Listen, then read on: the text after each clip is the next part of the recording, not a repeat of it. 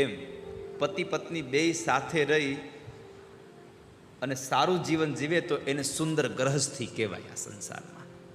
એના માટે આ ગ્રહસ્થાશ્રમ બંધન ન થાય.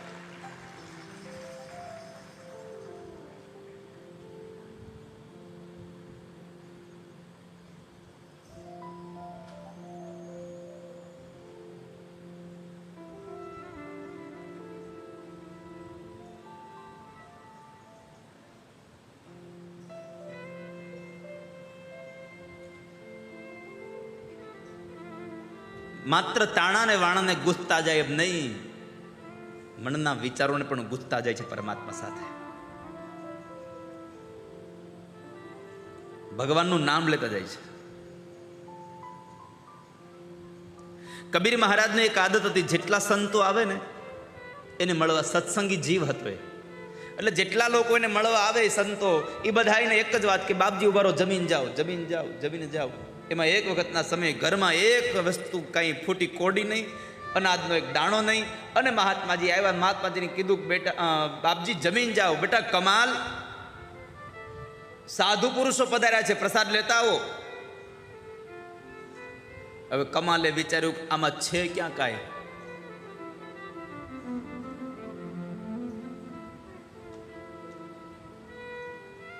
कबीर कहे कमाल को दो बाता सीख ले. कबीर कहे कमाल को दो बाता सीख ले. कर साहेब की बंदगी भूखे को अन्न दे. कर साहेब की बंदगी.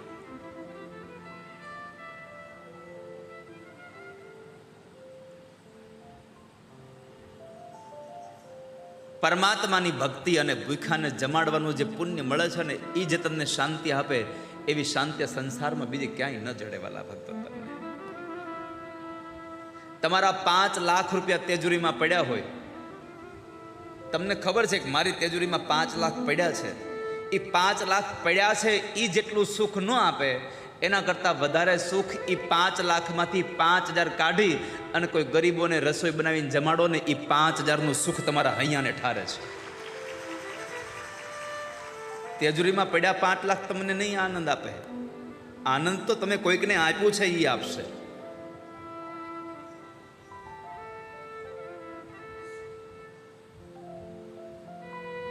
સાહેબની બંદગી કરો. કમાલ એનો દીકરો છે.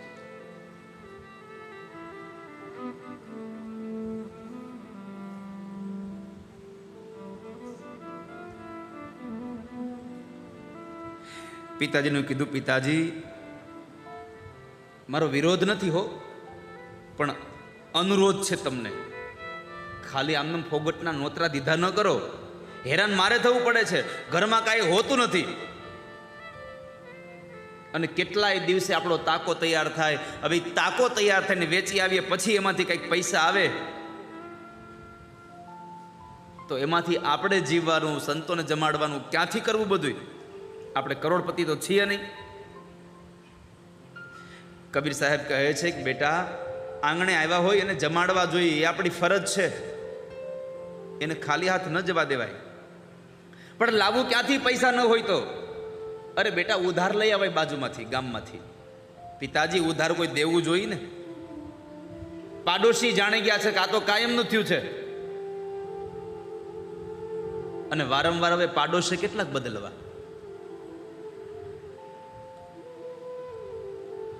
નવી જગ્યાએ રહેવા જાય તો નવા પાડોશી હોય, એ પાડોશી ઓળખી જાય છે થોડા સમયમાં. તો આ તો માગણ કર્યા કરે છે ને, એ તો સંતોને ખવડાવ્યા કરે છે.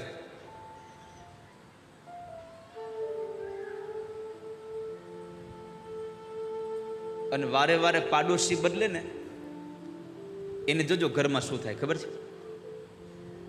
વારે વારે પાડોશી બદલે એને શું થાય ઘરમાં ખબર છે? એના ઘરના વાસણ ઉપર એના નામ કરતા બાજુવાળાના નામ બીજા હોય.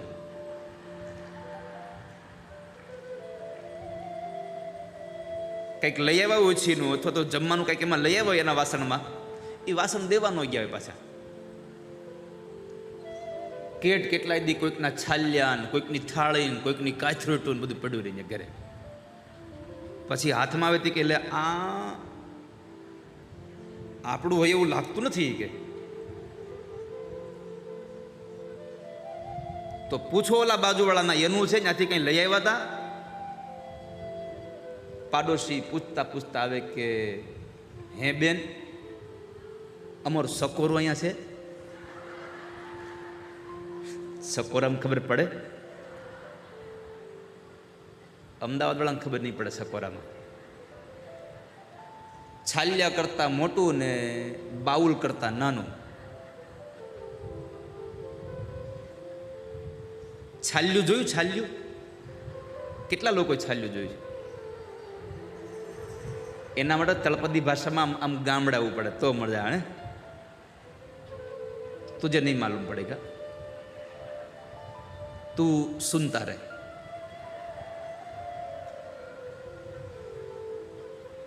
हमारा छाल्या अभी तक तुम्हारे पास नहीं पहुंचा है.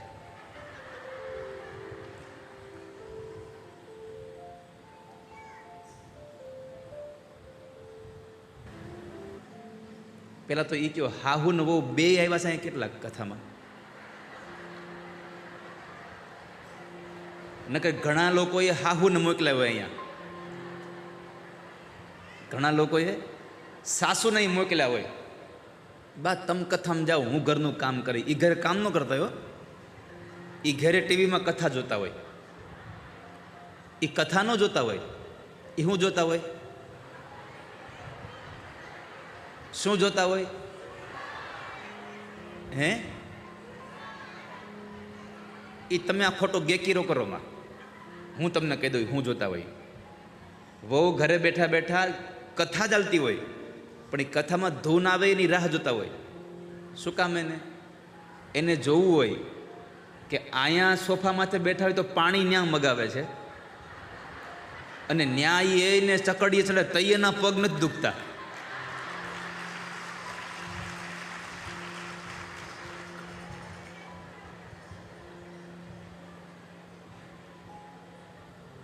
વોવ એમ કે મારે કથામાં જવું છે તો તરત એને વાંધો પડે.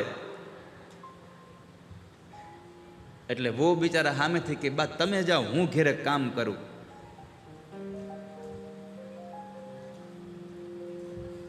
અમે રસોઈ કર્યા વિના આવ્યા, ઘેરે જાવ ગમતું નથી. અમે રસોઈ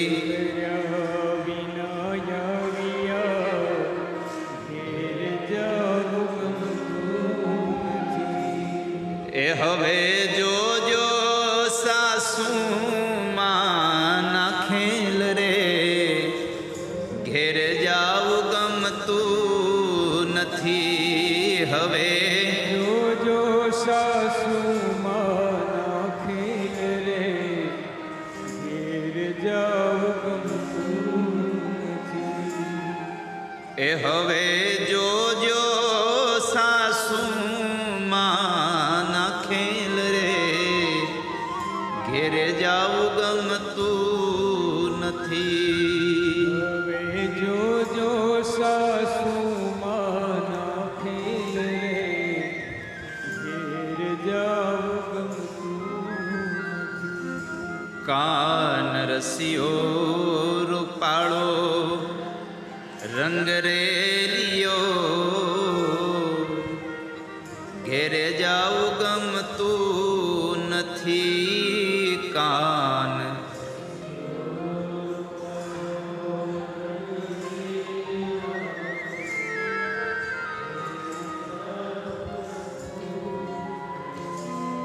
એક તો અહીંયા કનૈયો એવો હોય કે એને જોવાની ઈચ્છા થાય એટલે ઘરે જવાનું મન ન થાય, અને એક બાજુ હાહુ ઘરે હોય તો રસોઈ કર્યા વગરના આવ્યા હોય એટલે આપણને એમ થાય. બે બાજુ હુડી વચ્ચે હોપારી હોય. કરવું હું? પણ ભગવાન બધાયને હારી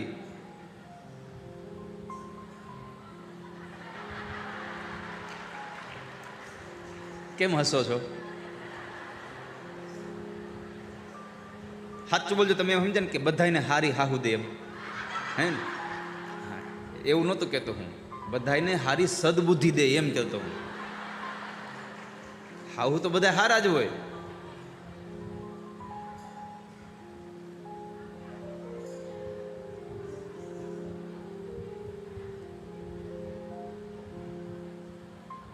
ગ્રહસ્થાશ્રમ એ કિલ્લો નથી. ભગવાનને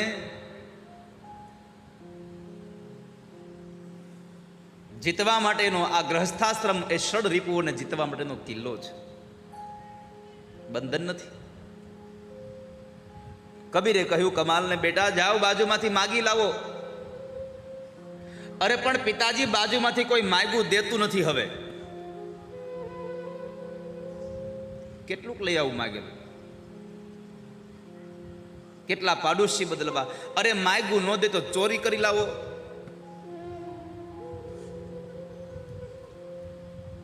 તે કમાલે પૂછ્યું, પિતાજી ચોરી કરવાની? તો કબીર સાહેબે કહ્યું, અરે હા, એમાં શું છે? આટલું બધું ગંભીર થઈને કેમ પૂછે છે? ચોરી કરવાની? ચોરી કરીને લઈ આવો, પણ ખવડાવીશું તો ખરા જ.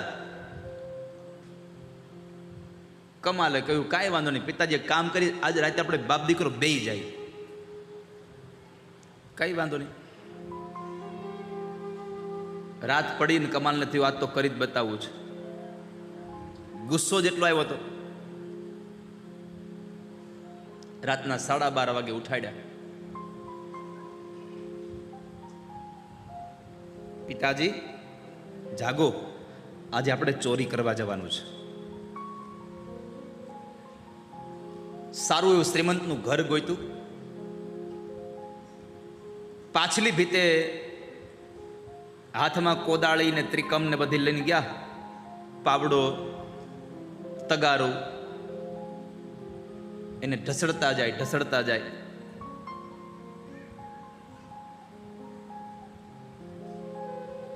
બાપ દીકરો બેહી ગયા અને બાપાએ કીધું કે હેલા, એ શું કરે છે? કડ ચાલુ હવે.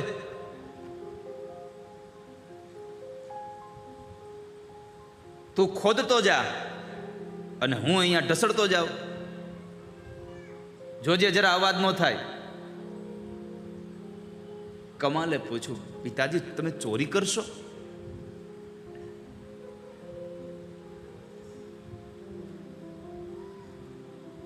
કબીર સાહેબ કહે છે, અરે હા, પણ તને કહ્યું તો ખરું, એમાં શું નવાઈ છે? તમ તારે તું ચાલુ કર. દિવાલમાં બાખોરું પાડ્યું. હવે જ્યાં અંદર. તે કમાલ કે, પિતાજી મને બીક લાગે છે. અંદર જાવ અને કોઈ પકડાઈ જાય તો? આખો ખસ, લાવ હું પેલા જાઉં. કબીર સાહેબ પેલા અંદર જાય છે અને કમાલીની પાછળ પાછળ જાય છે.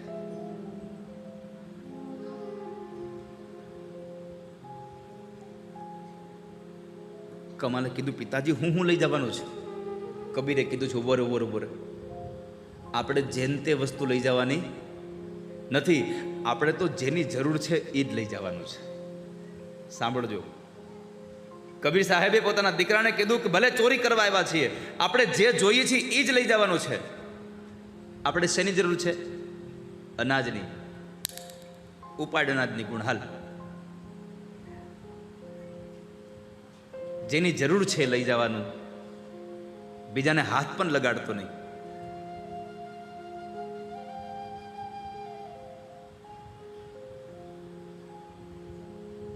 બીજું કઈ અડતો નહીં.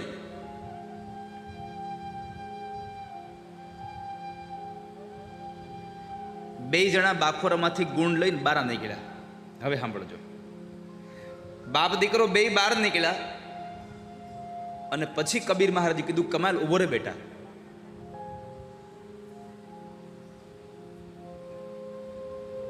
કમાલના મનમાં થયું કે મારા બાપુજીને હવે છેવટે પસ્તાવો થયો, એટલે મને કંઈક કહેવા માટે ઊભો રાખ્યો છે. પણ કબીર સાહેબે કંઈક અલગ જ વાત કરી. બેટા કમાલ, અંદર જા. ઘરધણીને જઈને કહી આવ્યો, અમે ચોરી કરીને જઈએ છીએ, બિચારોનો ઘરમાં શોધે નહીં ને, દુઃખી ન થાય. કમાલ કે છે, ચોરીની વિદ્યામાં આવું તો ક્યાંય લખ્યું નહોતું કે ચોરી કરીને પછી ઘરધણીને કહેતું આવવાનું પાછું.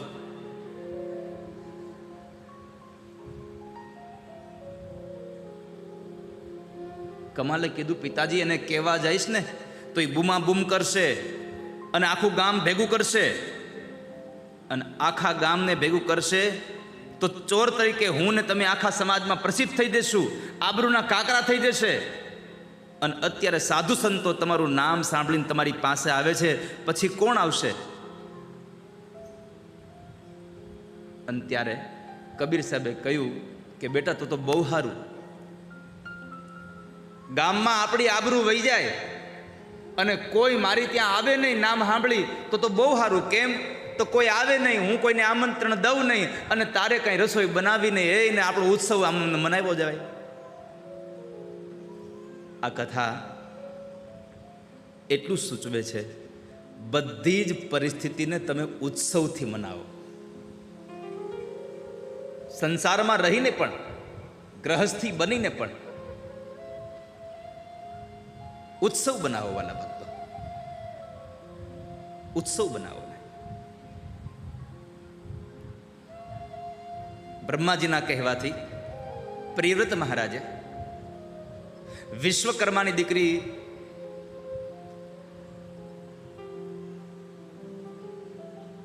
બરહસ્પતિ સાથે એમનું લગ્ન કર્યું અને એમને ત્યાં 10 દીકરાઓ થયા. 3 દીકરાઓ વ્યક્ત બન્યા, 7 દીકરાઓ એક એક દ્વીપના રાજ્ય પામ્યા છે. જંબુ દ્વીપના રાજા આગ્નિધ્રને ત્યાં પૂર્વચિતી નામની અપ્સરાથી નાભી નામનો દીકરો થયો.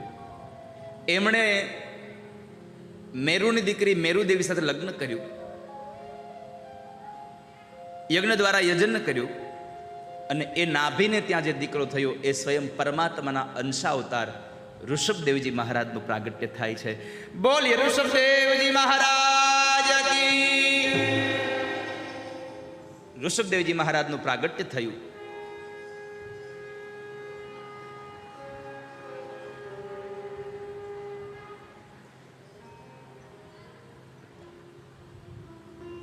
જૈન જે તીર્થંકરો છે, જૈન લોકો છે, એમાં પેલું તીર્થંકર ઋષભદેવજી મહારાજ છે, જેને આપણે કેસરિયાજી કહીએ છીએ.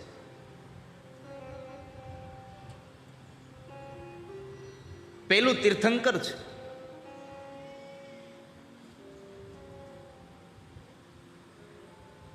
ઋષભદેવજી મહારાજ.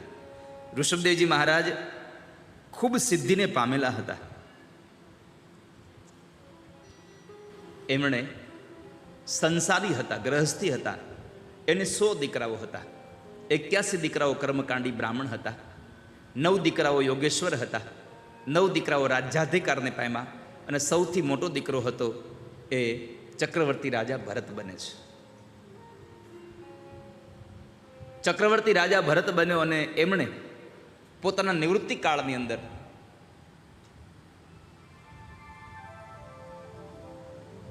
પરમાત્માને ભજવા માટે થઈ ઘર છોડી અને પોતે પુલહાશ્રમની અંદર ગંડકી નદીના કિનારે આવે છે. ગંડકી નદીના કિનારે આવી ભગવાનનું ભજન કરે.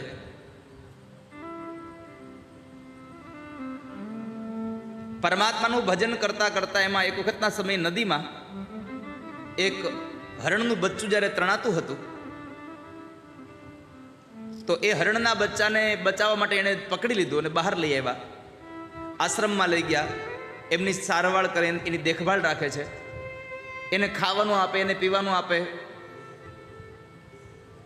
પણ એક વખત સમય એવો બન્યો કે હવે હરિહરિ બંધ થઈ ગયું. આખો દિવસ હરીણ હરીણ થવા લાગ્યું.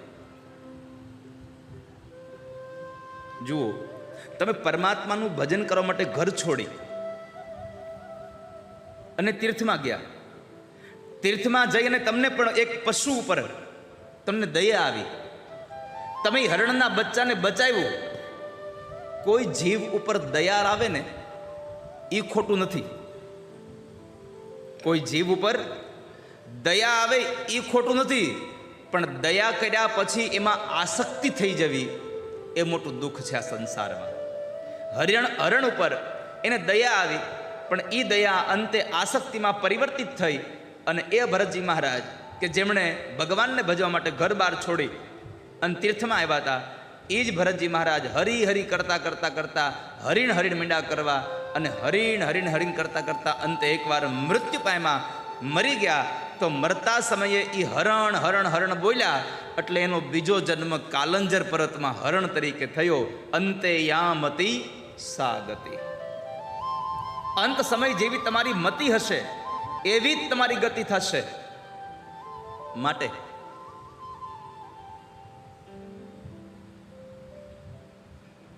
અંત સમય તમારી મતિ હશે એવી ગતિ થશે.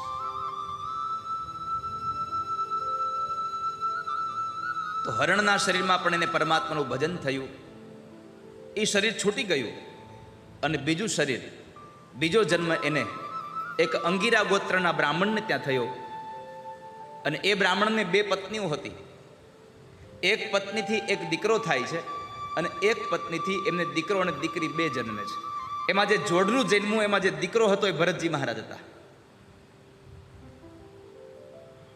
અને એ ભરતજી મહારાજ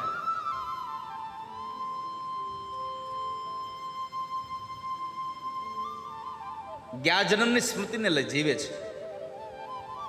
ગયા જન્મનું એને કર્મ યાદ રહ્યો એટલે એને ભગવાનને ભજ્યા છે. આપણને બધાને ગયા જન્મની સ્મૃતિ હોય છે, પણ ક્યાં સુધી?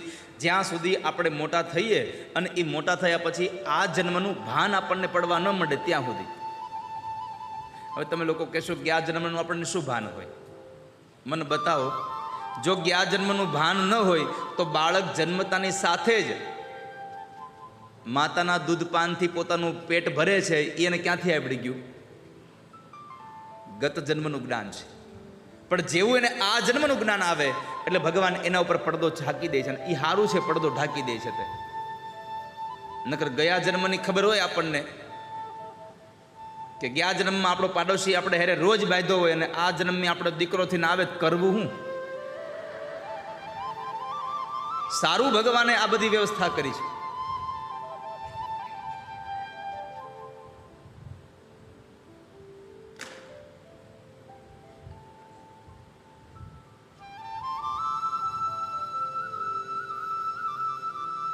એટલે એના જન્મના એ જ્ઞાન ઉપર પડદો ઢાંકી દેતા ભગવાન. પણ અહીંયા ભરતજી મહારાજને જ્ઞાન હતું. એમણે પરમાત્માનું ભજન કરતા રહ્યા. યજ્ઞોપવિતના સંસ્કાર થયા પણ ગાયત્રી મંત્ર ન બોલ્યા. બોલવું તો પાપ થાય ને, બોલવું જ નથી. બોલ્યા નહીં કશું. અને પછી માત પિતા મૃત્યુ પામ્યા અને સાવકા ભાઈને હારે રહેવાનો વારો આવ્યો. એક વખત એના ભાઈને ખબર પડી કે મારો ભાઈ ભણતો નથી, હવે અભ્યાસમાં ધ્યાન નથી રહેતો, એટલે એને ભણવામાંથી ઉઠાવી અને ખેતરે કામ કરવા મોકલે છે. જાઓ ખેતરનું ધ્યાન રાખો. ભરતજી મહારાજ તો ઘરેથી નીકળીને ખેતરે આવ્યા.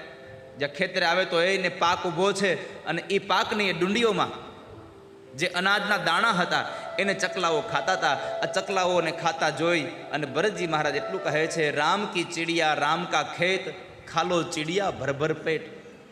તમારા બધું તમારું છે, અમારું ક્યાં કાંઈ છે આમાં? અને આ દુનિયામાં આપણું છે શું? આપણું કાંઈ નથી બહુ ભાલા ભક્તો. આ બધું જ પરમાત્માનું છે. આપણું હોય ને એ હારે આવે, આપણું હોય એ આપણી સાથે આવે. આપણું તો માત્ર એટલું જ છે, કરેલું સત્કર્મનું પુણ્ય તમારી સાથે આવશે. બાકીનું બધું અહીંયા ને અહીંયા જ રહી જવાનું છે. બાકી કશું ભેગું નહીં આવે કોઈ દિવસ. મારું મારું કરીને ધન મેળવ્યું રે, મારું મારું કરીને ધન, મારું મારું કરીને ધન મેળવ્યું, પણ એમાં તારું નથી તલભાર. તારી વાડી ઘોડીને લીલી લીંબડી રે. ગાઓ. તારી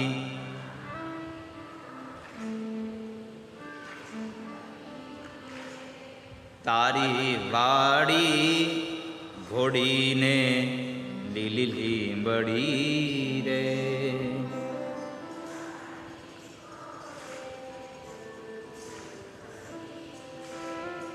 એમાં એને જાતા ન લાગે વાર.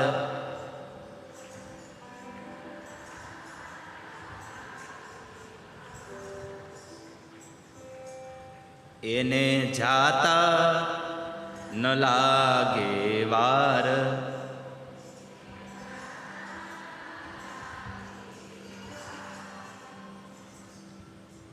એને જાતા વાર લાગે નહીં. એટલે આ સંસારમાં આપણું કાંઈ નથી વાલા ભક્તો, બધું જે છે એ બધું ભગવાનનું છે. તો ભરતજી મહારાજ તો રામ કી ચિડિયા રામ કા ખેત ખાલો ચિડિયા બરબર પેટ. તો આ સમાચાર બરાબર એને પાડોશી એના ભાઈને આપ્યા, તારો ભાઈ વાડી આવે છે, પણ પક્ષીઓ ચણ ખાતા હોય તો ઉડાડતો નથી હોય.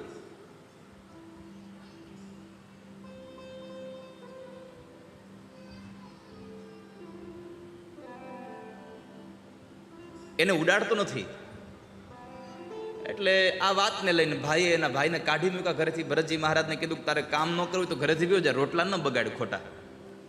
ભરતજી તો નીકળી ગયા જંગલના માર્ગે. અને એ ભરતજી મહારાજ અવધૂત દશામાં હતા. અવધૂત દશામાં ભરતજી મહારાજ જતા હતા. એમાં બરાબર જંગલનો રાજા ભીલ એની ઘરે એક યજ્ઞ થતો હતો અને એમાં પશુ બલિ ચડાવવાની હતી. જ્યારે પશુ બલિ ચડાવવાની હતી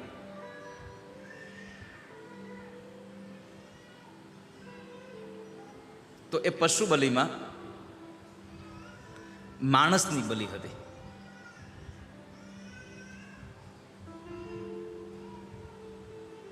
એ માણસની બલિ ચડાવવાની હતી. તો જે માણસની બલિ ચડાવવાની હતી માણસ ભાગી ગયો.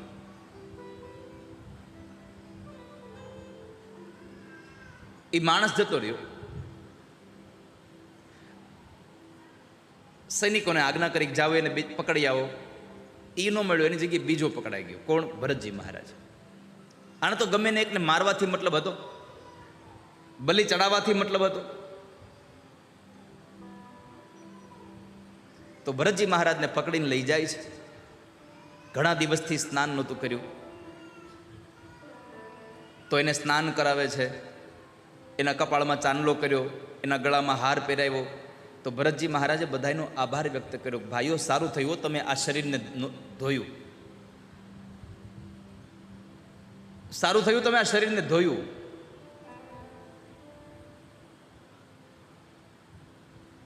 તો ભરતજી મહારાજે બધાને પ્રણામ કર્યા અને પછી જે જગ્યાએ યજ્ઞ ચાલતો હતો ત્યાં લઈ ગયા. બ્રાહ્મણોએ મારાઓને કહ્યું છે કે મારાઓ એક આદેશ કરીએ એટલે મસ્તક ઉતાર લેજો ભલે. ભરતજી મહારાજને કીધું મારાઓએ, એ ભાઈ માથું નમાવી તારું.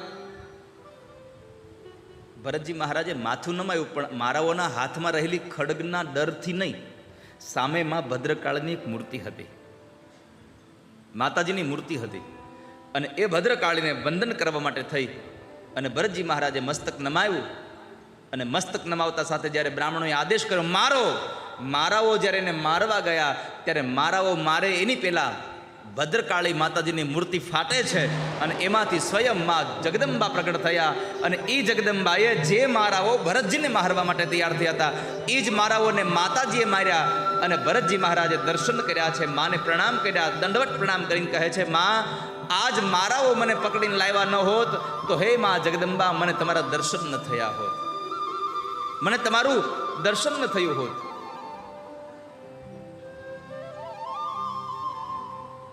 માં આવીને એને ભરતજી મહારાજને આશીર્વાદ આપ્યા. અને આ દુનિયામાં માં અભયત્વને આપનારી છે.